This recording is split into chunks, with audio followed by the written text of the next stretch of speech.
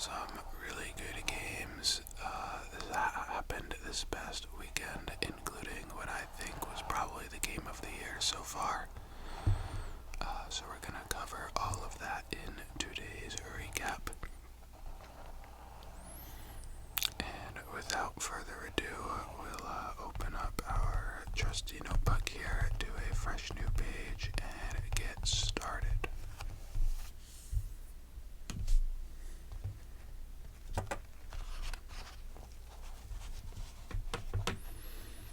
My new World Cup predictions just happened to open up to that. I posted that yesterday. So if you haven't seen that, make sure to go check it out. Nice fresh page here. Start as always with the Thursday night game.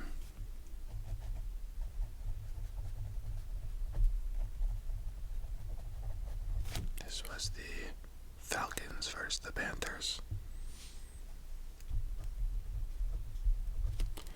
The Panthers won this game 25-15.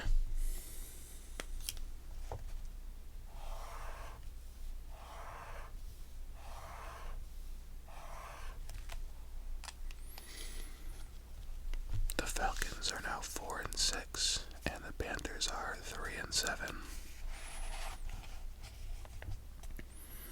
Marcus Mariota led the game with 186 passing yards and 2 touchdowns. Deonta Foreman had another big game after the trade of Christian McCaffrey. He had 31 carries for 130 yards and a touchdown. And Demir Bird led the game in receiving yards with 58.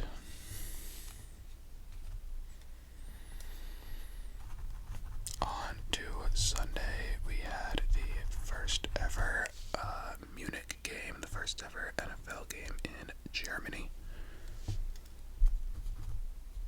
The Buccaneers won that game 21-16 over the Seahawks.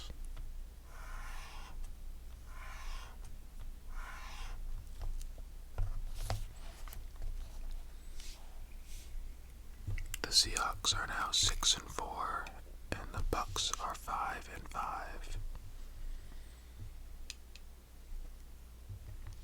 Geno Smith led the game with 275 passing yards and 2 touchdowns. Rashad White of the Buccaneers had 105 rushing yards on 22 carries.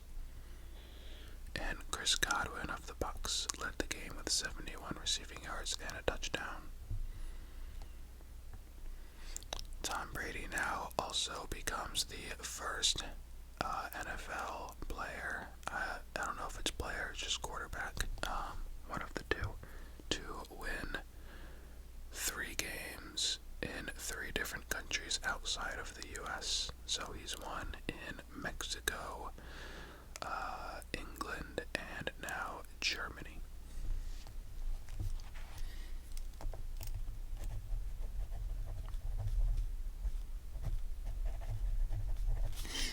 Next is what I touted earlier as probably the game of the year, the Vikings versus Bills.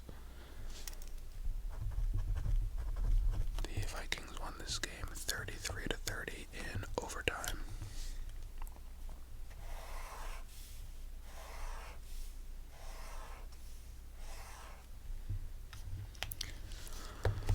I'll try and recap exactly what happened at the end of this game, trying from memory here.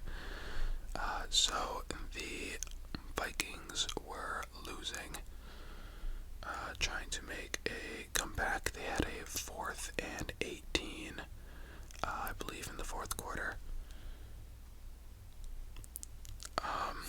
And Kirk Cousins kind of chucked up a pass to Justin Jefferson, and he made an Odell Beckham-esque catch. If you remember Odell's one-handed catch from years ago, he jumped up, extended his right arm as high as he could, grabbed the ball with that hand, and was able to somehow bring it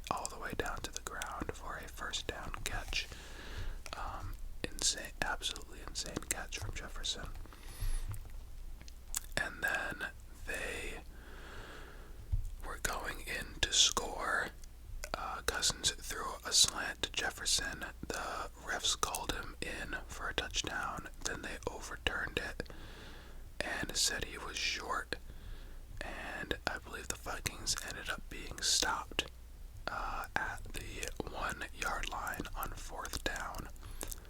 They went for it on 4th. They did not get it. So then the Bills had the ball up 7 points on their own 1 yard line. They tried to run a QB sneak with Josh Allen, and he never received the snap. They fumbled the ball. The Vikings picked it up in the end zone for a touchdown. Everyone thought the game was over already. The Vikings had no more timeouts. The Bills just had to run out the clock, and they fumbled it in their own end zone, and the Vikings picked it up and scored. The game went to overtime, and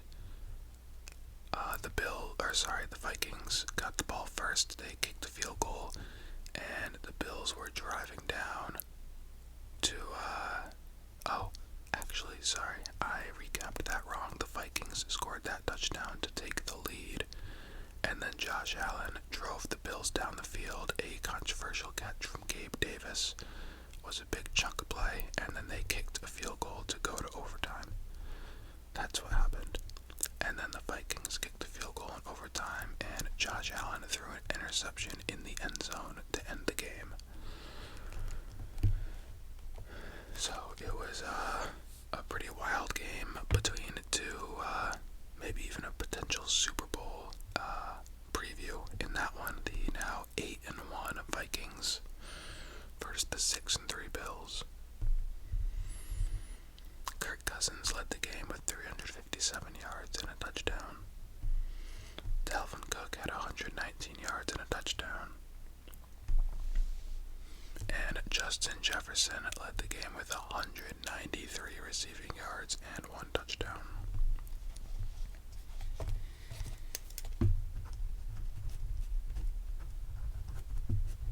Next was Lions-Bears. Lions won 31-30.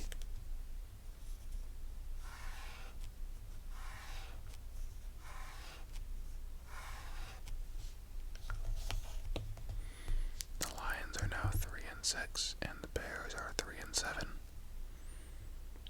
Jared Goff led the game with 236 yards and a touchdown. Justin Fields had 147 rushing yards and 2 touchdowns. He's been on a pretty crazy streak right now, the last few weeks.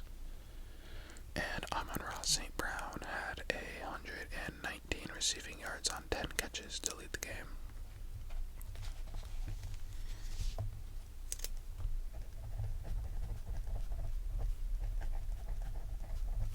Next is Broncos-Titans. The Titans won 17-10.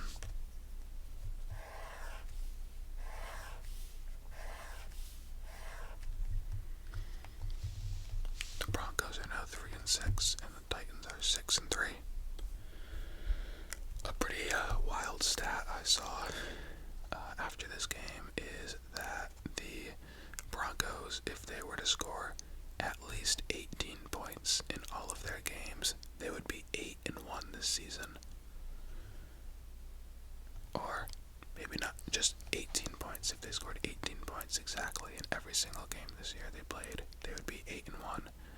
But instead, they're 3-6, which is pretty crazy considering how good their offense was touted to be at the beginning of the year with the acquisition of Russell Wilson.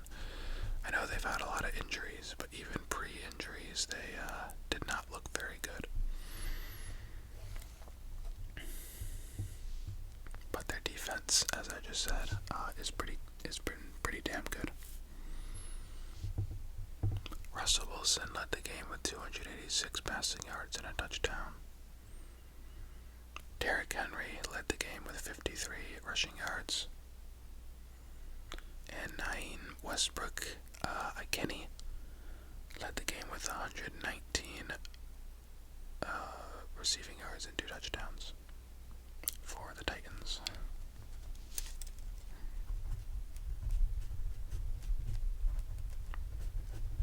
Next is Jaguars Chiefs. Chiefs won 27-17.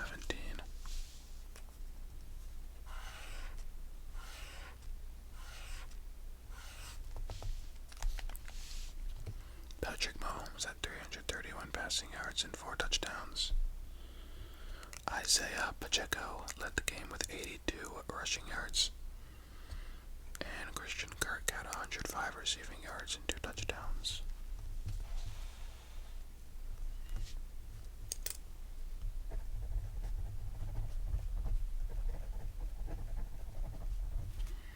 Next is Browns Dolphins.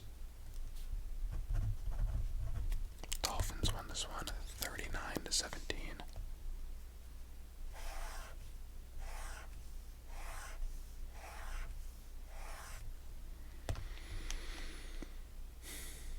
Browns are now 3-6, and Dolphins are 7-3. Tua Tagovailoa had 285 passing yards and 3 touchdowns. Jeff Wilson, who's looked good since the trade, had 119 rushing yards and a touchdown. And Donovan Peoples-Jones of the Browns had 99 receiving yards to lead the game. Finally, a game in which Tyreek Hill does not lead the game in receiving yards.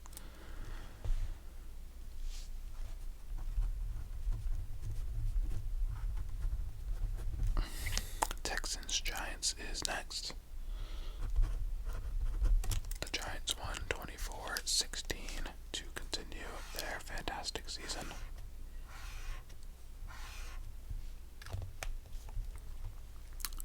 Giants fans, I believe I picked you to win in my predictions video last week, so I am no longer the curse. The curse has been lifted.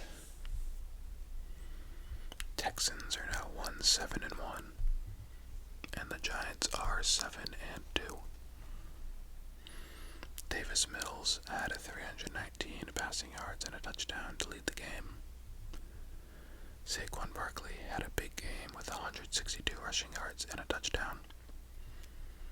And Darius Slayton had 95 yards and a touchdown receiving.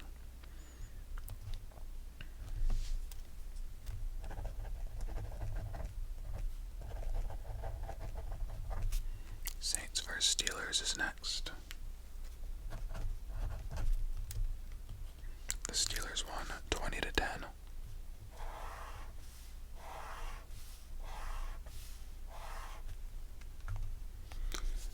The Saints are now 3-7, and the Steelers are 3-6. Kenny Pickett led the game with 199 yards passing. Najee Harris led the game with 99 yards rushing. And Deontay Johnson led the game with 63 yards receiving.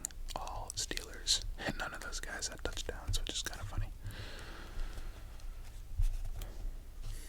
Next up is Colts vs. Raiders. Colts won this game 25-20 in Jeff Saturday's coaching debut.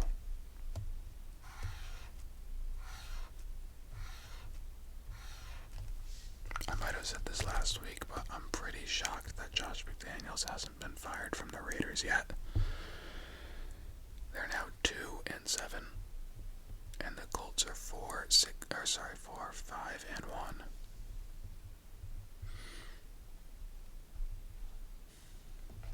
Derek Carr had 248 passing yards and 2 touchdowns.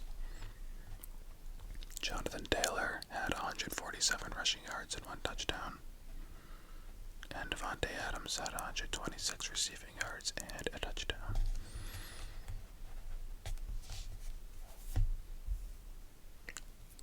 Yeah, pretty shocked that McDaniels hasn't been fired. I'm not sure why they're keeping him around for so long. That team has quite a bit of talent, and they've had a horrible season, so.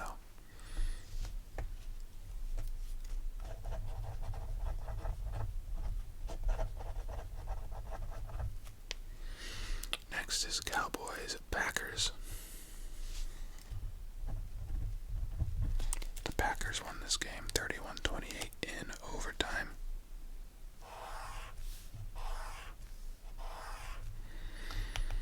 Pretty happy with my prediction last week, saying I thought the Packers would kind of upset the Cowboys here. Cowboys are now 6-3, and the Packers are 4-6.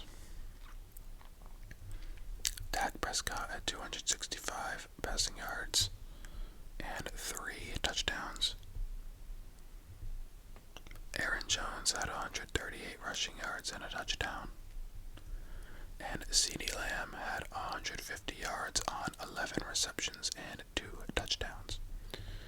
Another big performance, Christian Watson of the Packers had over 100 receiving yards and 3 touchdown receptions. So, pretty huge day for him.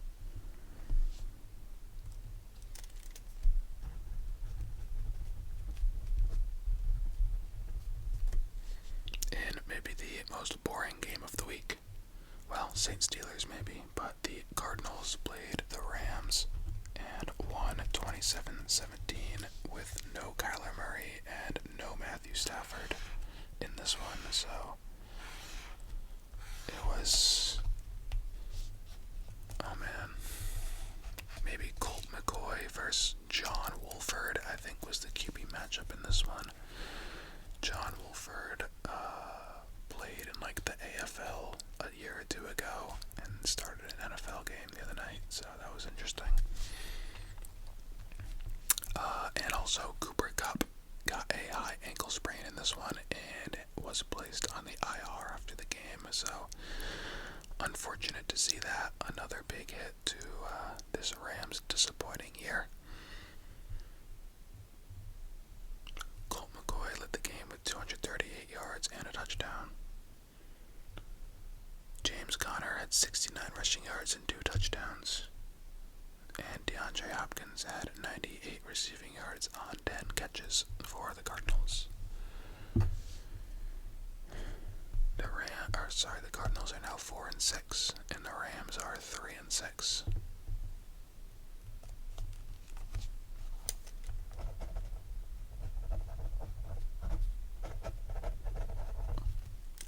Next was Chargers 49ers, the Sunday night game.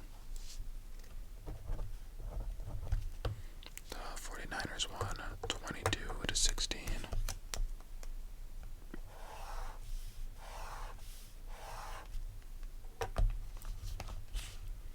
Both teams are now 5-4. Jimmy Garoppolo led the game with 240 passing yards. Elijah Mitchell, surprisingly coming back off IR, had 18 carries for 89 yards. And Brandon Ayuk led the game with 84 receiving yards.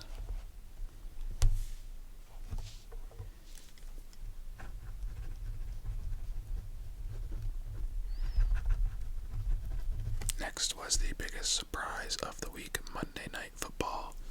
The Commanders defeating the undefeated Eagles on the road 32-21.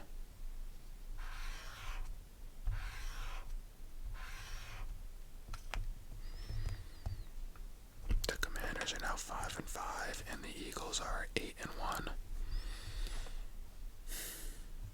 Taylor Heineke had 211 passing yards and 1 interception, but he also had,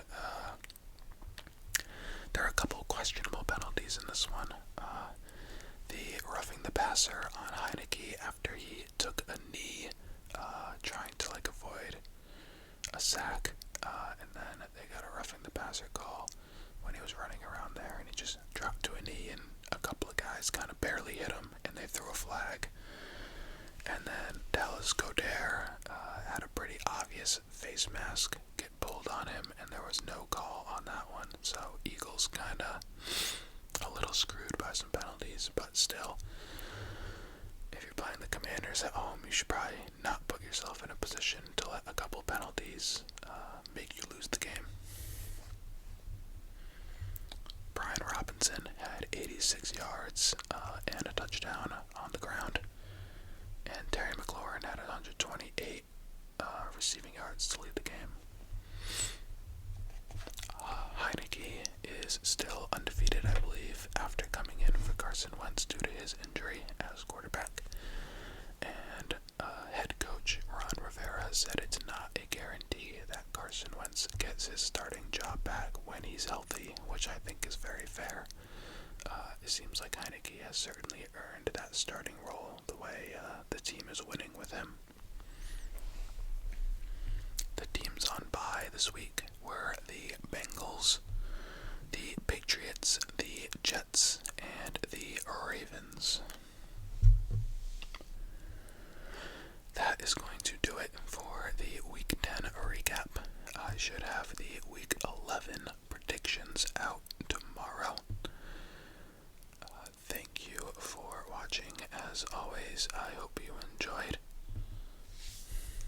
I hope you have a great rest of your day, and I will see you next time.